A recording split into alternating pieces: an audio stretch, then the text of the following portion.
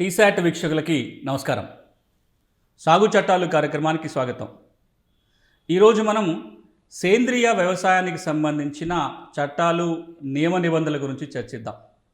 ఈ రోజున తెలంగాణలో దేశం మొత్తంలో కూడా సేంద్రియ వ్యవసాయం పెద్ద ఎత్తున జరుగుతుంది. సంవత్సరానికి సేంద్రియ వ్యవసాయం చేసే విస్తీర్ణం పెరుగుతూ వస్తుంది. గత సంవత్సరం అంకెల ప్రకారం చూస్తే కనుక భారతదేశంలో దాదాపుగా 1.5 లక్షల ఎకరాల వ్యవసాయ భూమిలో ఈ రోజున సేంద్రియ వ్యవసాయం జరుగుతుంది. ఇది ప్రపంచంలోనే 9వ స్థానం. విస్తీర్ణం వారీగా చూసినట్లయితే సేంద్రియ వ్యవసాయం చేస్తున్న దేశాలలో భారతదేశం 9వ స్థానంలో ఉంది. ఈ రోజున భారతదేశంలో రాష్ట్రాలన్నీ కూడా ఒక రాష్ట్రానికి పోటీ పడుతూ సేంద్రియ వ్యవసాయాన్ని ప్రోత్సహించడం కోసం, రాష్ట్రం మొత్తమే సేంద్రియ రాష్ట్రంగా ప్రకటించడం కోసం పోటీ నడుస్తుంది. ఈ మధ్య కాలంలోనే సిక్కిం రాష్ట్రము పూర్తి సేంద్రియ వ్యవసాయం చేస్తున్న రాష్ట్రంగా ప్రకటించబడింది. కేంద్రమే ఇటీవల ప్రకటించింది కూడా. సిక్కిం రాష్ట్రంలో ప్రతి గుంట భూమిలో కూడా సేంద్రియ వ్యవసాయం ఈ రోజున జరుగుతుంది. ఉమ్మడి ఆంధ్రప్రదేశ్ రాష్ట్రంలో అప్పుడు గ్రామీణాభివృద్ధి శాఖ, వ్యవసాయ శాఖ కలిసి మహిళా సంఘాల ద్వారా పెద్ద ఎత్తున ఎన్పిఎం వ్యవసాయాన్ని ప్రోత్సహించారు. నాన్ పెస్టిసైడ్ మేనేజ్మెంట్ వ్యవసాయం అని చెప్పి, అంటే ఎరువులు, పురుగు మందులు మార్కెట్లో ఉండే అవి కాకుండా సేంద్రియ పద్ధతిలో చేసిన వాటినే వాడుతూ నాన్ పెస్టిసైడ్ మేనేజ్మెంట్ ద్వారా సాగు చేయడం కోసం ఆ రోజుల్లో పెద్ద ఎత్తున వెలుగు కార్యక్రమం, తర్వాత ఐకేపీ పథకం అనేవాళ్ళు గ్రామీణాభివృద్ధి శాఖలో అంతర్భాగంగా ఉంటూ ఒక కార్యక్రమం ద్వారా పెద్ద ఎత్తున సేంద్రియ వ్యవసాయాన్ని ప్రోత్సహించారు. ఇప్పుడు కూడా తెలంగాణ, ఆంధ్రప్రదేశ్ రాష్ట్రాలలో వివిధ శాఖల ఆధ్వర్యంలో సేంద్రియ వ్యవసాయాన్ని పెద్ద ఎత్తున ప్రోత్సహించడం జరుగుతుంది. అంతేకాదు కేంద్రం కూడా ఎంకేఎస్పి ప్రాజెక్టు పరిధిలో మహిళా కిసాన్ ఎంకేఎస్పి అనే మహిళా వ్యవసాయదారులని ప్రోత్సహించడం కోసం ఏదైతే ఒక కార్యక్రమాన్ని గ్రామీణాభివృద్ధి శాఖ కేంద్ర ప్రభుత్వం తీసుకుందో, అందులో భాగంగా కూడా చాలా రాష్ట్రాలలో సేంద్రియ వ్యవసాయాన్ని ప్రోత్సహించి వచ్చారు. ఈ రోజున సేంద్రియ వ్యవసాయం రకరకాల పేర్లతో పిలుస్తున్నాం.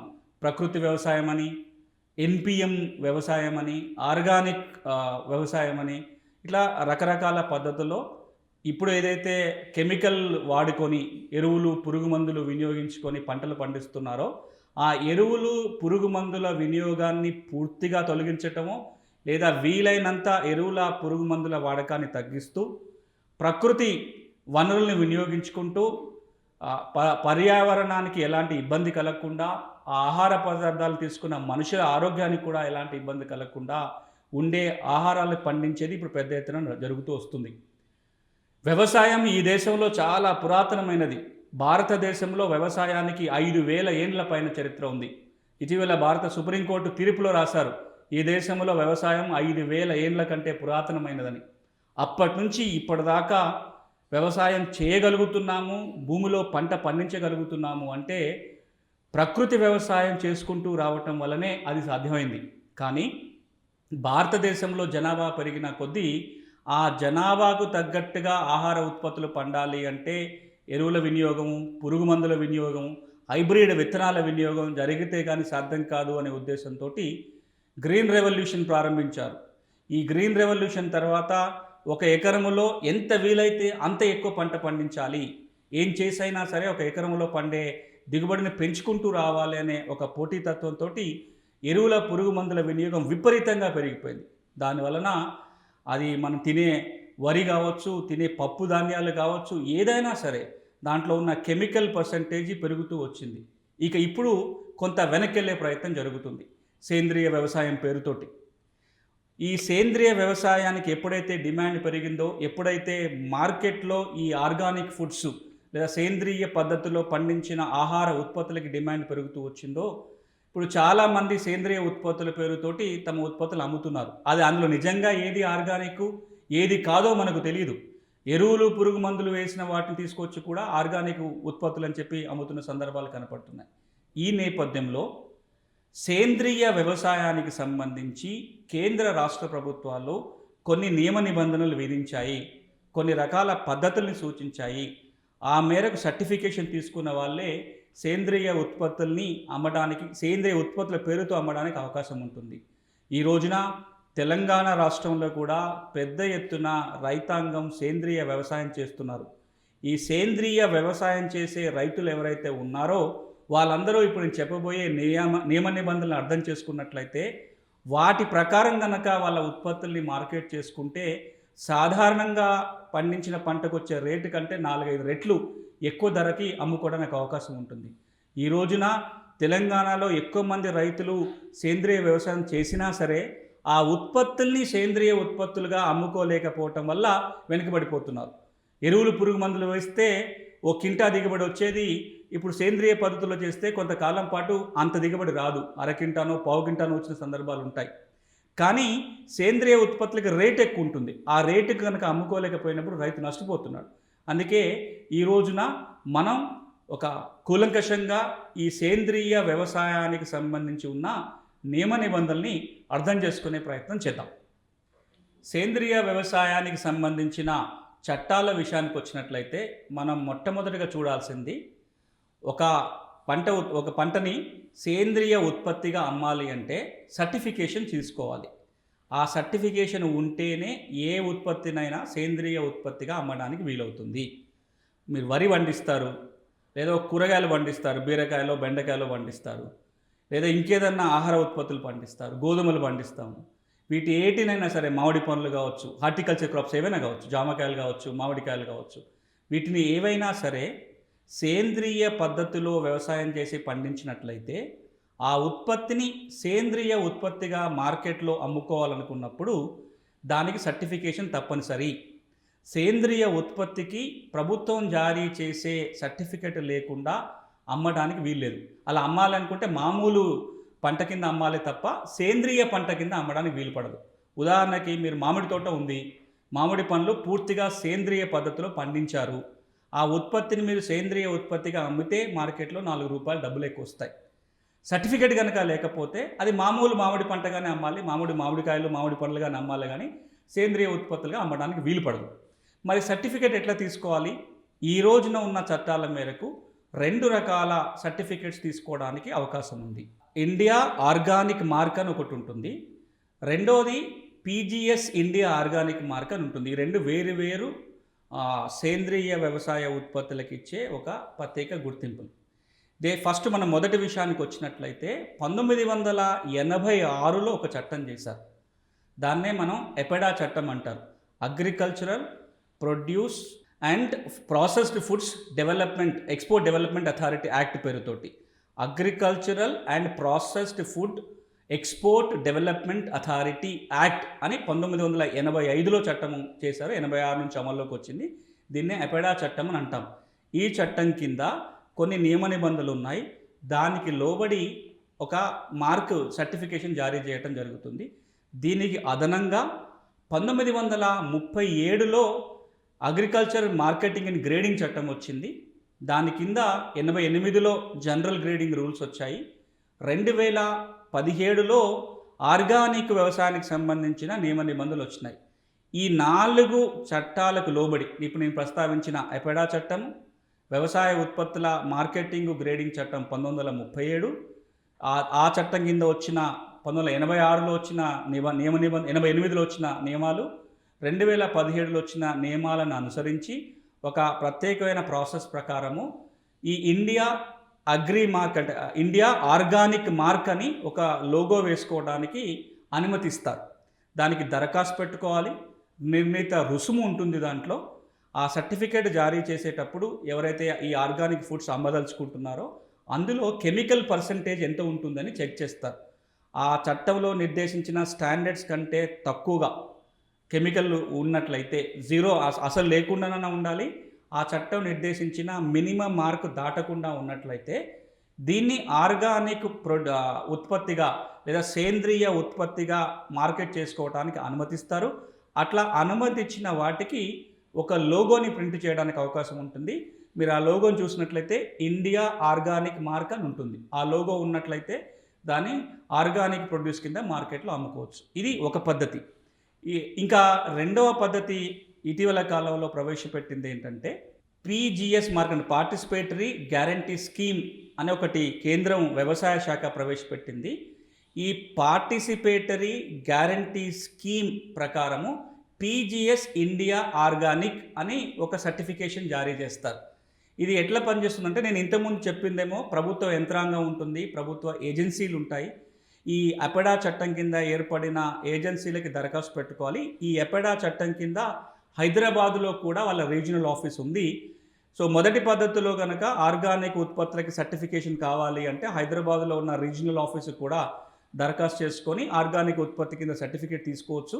దాని ప్రకారం నేను ఇంతకుముందు చెప్పిన ఇండియా ఆర్గానిక్ మార్క్ వేసుకోవచ్చు. ఇక రెండోది, ఇప్పుడు నేను ప్రస్తావన చేస్తున్నది వ్యవసాయ శాఖ వాళ్ళు ఇచ్చే PGS India mark, participatory guarantee scheme India organic mark. ఇది ఏ విధంగా ఇస్తారు అంటే, ప్రభుత్వ ఏజెన్సీలు సర్టిఫై చేయటం కాకుండా ఎవరైతే వ్యవసాయ ఉత్పత్తుల్ని పండిస్తారో, సేంద్రియ పద్ధతిలో వ్యవసాయం చేసి సేంద్రియ ఉత్పత్తుల్ని పండిస్తారో వారు ఒక గ్రూపుగా ఏర్పడి ఒకరికొకరు గ్యారంటీ ఇచ్చుకుంటారు ఇది ఆర్గానిక్ ఉత్పత్తి అని. ఒక ఊర్లో ఒక 10 మంది రైతులు సేంద్రియ వ్యవసాయం చేస్తూ ఉన్నట్లయితే ఆ 10 మంది కలిసి ఒక గ్రూప్గా ఏర్పడవచ్చు.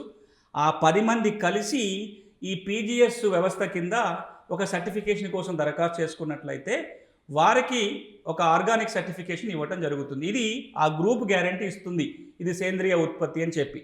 ఆ విధంగా ఎవరైతే సర్టిఫికేషన్ పొందుతారో వాళ్ళకి ఒక ప్రత్యేకమైన లోగో కేటాయిస్తారు, దాన్నే పీజీఎస్ ఇండియా ఆర్గానిక్ లోగో ఉంటుంది. ఈ 2 పద్ధతుల ద్వారానే ఈ రోజున భారతదేశంలో ఏ సేంద్రియ ఉత్పత్తికైనా ఒక సర్టిఫికేషన్ పొందడానికి అవకాశం ఉంది. ఒకటి అపెడా చట్టం కింద, అగ్రికల్చర్ మార్కెటింగ్ గ్రేడింగ్ చట్టం కింద. రెండవది పీజీఎస్ వ్యవస్థ కింద ఒక గ్రూప్ గ్యారంటీ ద్వారా వచ్చే సర్టిఫికేషన్. ఇది మొదటి అంశం మాత్రమే. ఇట్లా ఎవరైతే సర్టిఫికేషన్ పొందారో వారు సేంద్రియ ఉత్పత్తుల కింద వారు పండించిన పంటలని అమ్ముకోవటానికి అవకాశం ఉంది.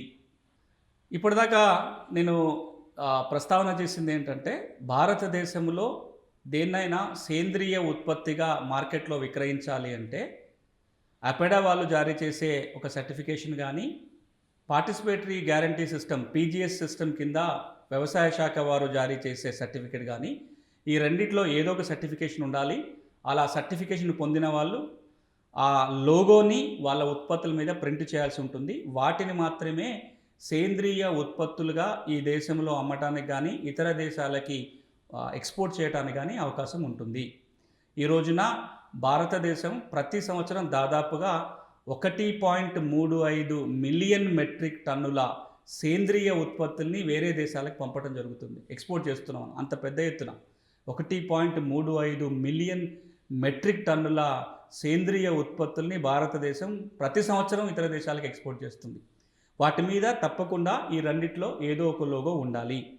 దాంతోపాటుగా 2006 సంవత్సరంలో ఫుడ్ స్టాండర్డ్స్ పైన ఒక చట్టం వచ్చింది. ఆహార ఉత్పత్తుల యొక్క స్టాండర్డ్స్ని మెయింటైన్ చేయడం కోసం food safety and standards act పేరుతోటి 2006లో కేంద్ర ప్రభుత్వం ఒక చట్టం చేసింది.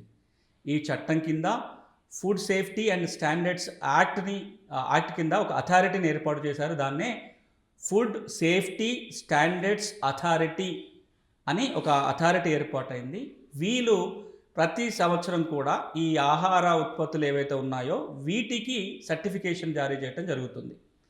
ఆహార ఉత్పత్తుల ప్రతి దాని మీద కూడా ఈ FSSAI అనే ఒక లోగో కనపడుతుంటుంది. మీరు లోగో చూసినప్పుడు ప్రతి ఆహార ఉత్పత్తి మీద మీరు ఏదైనా తీసుకోండి, అది చిప్స్ ప్యాకెట్ కావచ్చు, లేకపోతే ఇంకేదైనా తినుబండారాలు కావచ్చు, వాటి మీద ఆ మినిమం స్టాండర్డ్స్ కనుక మీట్ అయినట్లయితే FSSAI అనే ఒక లోగో ఉంటుంది. అక్షరాలు కూడా అవే ఉంటాయి, చిన్న అక్షరాలతోటి FSSAI అనే ఒక లోగో ఉంటుంది. దాని ఫుల్ ఫామ్ ఏంటంటే food safety and standards authority of India. వారు సర్టిఫై చేసే లోగో ఉండాల్సిందే. సో ఈ సేంద్రియ ఉత్పత్తి అయినా ఈ లోగో ఉండాలి, సేంద్రియ ఉత్పత్తి కాకపోయినా సరే ఈ FSSAI లోగో ఉంటేనే దాన్ని మార్కెట్లో ఈ ఆహార ఉత్పత్తులు అమ్ముకోవడానికి వీలవుతుంది. ఇది రెండో అంశం. ఇక మూడోది మనం గుర్తుపెట్టుకోవాల్సింది ఏంటంటే, ఈ రోజున 2009 నుంచి కూడా ఒక కొత్త వ్యవస్థని భారతదేశం రూపొందించింది. ఈ food safety and standards authority చట్టం కిందనే ఈ రోజున ఈ దేశంలో ఉత్పత్తి అవుతున్న అన్ని రకాల ఆర్గానిక్ ఉత్పత్తుల కామన్ డేటాబేస్ని ఈ food safety and standards authority maintain చేస్తుంది. ఈ అథారిటీ కింద ఇప్పుడు ఒక కామన్ లోగో జారీ చేయడం జరుగుతుంది. ఎవరైతే ఇంతకుముందు చెప్పిన అపెడా పద్ధతిలో సర్టిఫికేషన్ పొందిన వాళ్ళు కావచ్చు, లేదా పీజీఎస్ వ్యవస్థ ద్వారా ఆర్గానిక్ ఉత్పత్తులకి సర్టిఫికేషన్ పొందిన వాళ్ళు కావచ్చు, ఈ agriculture department, trade and commerce శాఖ, food safety and standard authority వాళ్ళు ముగ్గురు కలిసి ఇప్పుడు ఈ food safety and standards authority ఏదైతే కామన్ డేటాబేస్ని మెయింటైన్ చేస్తుందో అందులో ఉన్న ఆర్గానిక్ ఉత్పత్తులన్నిటికీ కూడా ఇంకొక ప్రత్యేకమైన లోగో కట్టిస్తారు. దాన్నే జైవిక్ భారత్ లోగో అంటారు. జైవిక్ అంటే హిందీలో ఆర్గానిక్ అని, సేంద్రియ అని అర్థం వస్తుంది.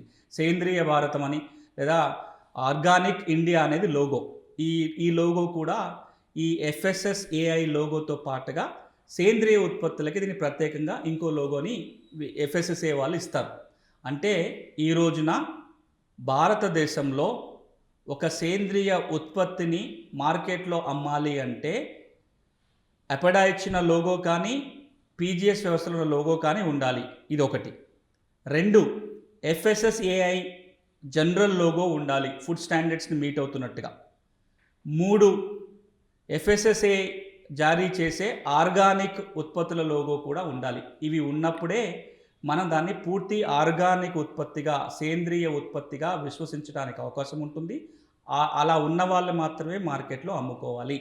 ఈ రోజున ఎవరైనా రైతు తను పండించే ఉత్పత్తిని సేంద్రియ ఉత్పత్తిగా మార్కెట్లో అమ్మదలుచుకున్నప్పుడు తను చేయాల్సిన పనల్లా ఈ పీజీఎస్ వ్యవస్థ ద్వారా సులభంగా ఉంటుంది. ఈ పీజీఎస్ వ్యవస్థ ద్వారా ఒక గ్రూప్ కలిసి కొంతమంది రైతుల సంఘంగా ఏర్పడి వారు ఒక సర్టిఫికేషన్ తీసుకోవాల్సి ఉంటుంది.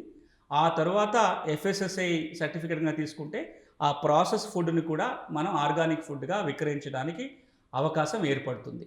ఈ రోజున ఈ ఆర్గానిక్ వ్యవసాయానికి సంబంధించి ఇప్పుడు చాలా చట్టాల ప్రస్తావన చేసిన ఒకసారి మళ్ళీ మీకు గుర్తు చేస్తా ఆ చట్టాల పేర్లని. 1, సర్టిఫికేషన్కి సంబంధించినట్లయితే అపెడా చట్టం 1986లో వచ్చింది. 1937లో వచ్చిన వ్యవసాయ ఉత్పత్తుల మార్కెటింగ్ గ్రేడింగ్ చట్టం, ఆ చట్టం కింద 88లో 2017లో రూపొందించిన జనరల్ గైడ్లైన్స్ ఆర్గానిక్ ఉత్పత్తుల గైడ్లైన్స్, 2006లో వచ్చిన food safety and standards act, ఇవన్నీ కూడా ఆహార ఉత్పత్తులకు వర్తించే చట్టాలు, ప్రత్యేకంగా ఆర్గానిక్ ఉత్పత్తులకు వర్తించే చట్టాలు. ఇక చివరిగా ఇప్పుడు నేను ప్రస్తావించిన ఈ నియమాలతో పాటుగా ఫుడ్ అడల్టరేషన్కి సంబంధించిన నియమాలు ఏదైతే ఉంటాయో ఆ నియమాలను కూడా పాటించాల్సి ఉంటుంది. ఈ కేర్ కనుక మనం తీసుకోగలిగితే సేంద్రియ ఉత్పత్తులుగా మార్కెట్లో అమ్ముకోవడానికి అవకాశం ఉంటుంది. కొంత ఎక్కువ రేటుకి మార్కెట్లో అమ్ముకోవడానికి అవకాశం ఉంటుంది.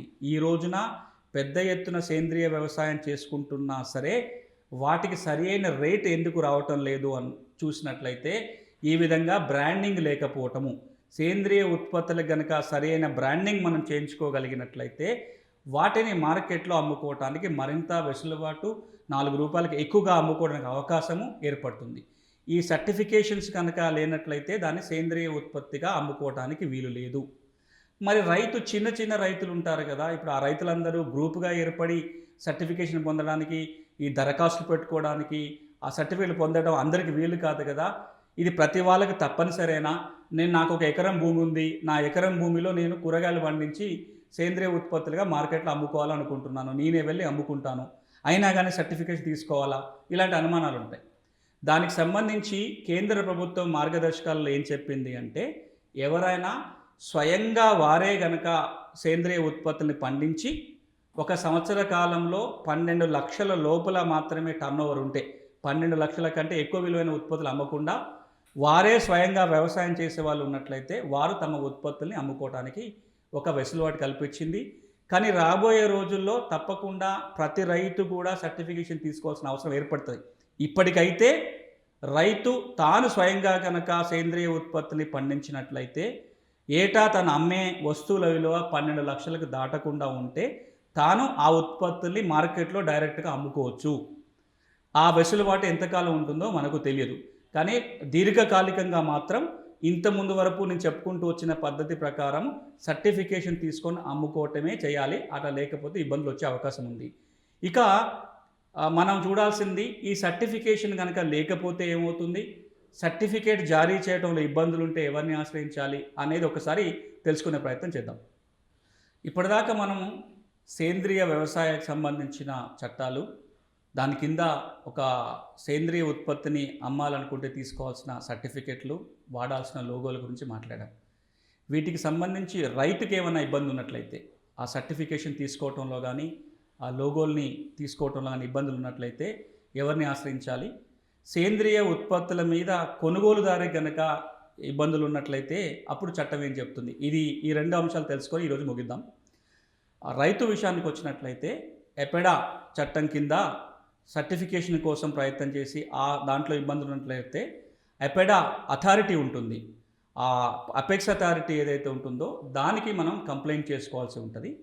ఏదైతే పీజీఎస్ వ్యవస్థ కింద, పార్టిసిపేటరీ గ్యారంటీ స్కీమ్ కింద సర్టిఫికేషన్ పొందే వాళ్ళు పీజీఎస్ వ్యవస్థలో సర్టిఫికేట్ పొందడంలో ఇబ్బంది ఉన్నట్లయితే వ్యవసాయ శాఖని ఆశ్రయించినట్లయితే ఈ సర్టిఫికేట్ పొందడంలో సహాయపడతారు. ఇక్కడ రైతుకు నా సూచన ఏంటంటే, ఇప్పుడున్న నియమ నిబంధనల ప్రకారము సేంద్రియ వ్యవసాయం చేసే రైతు పీజీఎస్ వ్యవస్థ కింద సర్టిఫికేట్ పొందడమే చాలా సులభంగా ఉంటుంది. ఈ పీజీఎస్ వ్యవస్థ కింద రీజనల్ ఏజెన్సీలు కూడా ఉన్నాయి ఈ సర్టిఫికేషన్కి సహాయపడటం కోసం. తెలంగాణలో అలాంటివి 3 రీజనల్ ఏజెన్సీస్ హైదరాబాద్ కేంద్రంగా ఉన్నాయి. ప్రభుత్వ ఏజెన్సీ ఒకటి ఉంది, ఒక ఎన్జిఓ కూడా హైదరాబాద్లో ఒక రీజనల్ ఏజెన్సీగా పనిచేస్తుంది. కాబట్టి వారి ద్వారా రైతులు చిన్న చిన్న గ్రూపులుగా ఏర్పడి ఇలాంటి సర్టిఫికేట్ పొందడానికి అవకాశం ఉంటుంది. ఇక వ్యక్తిగతంగా తామే మార్కెట్ చేసుకునే వాళ్ళు 12 లక్షల రూపాయల టర్నోవర్ కంటే తక్కువ ఉన్నట్లయితే సర్టిఫికేట్ లేకుండానే అమ్ముకోవచ్చు.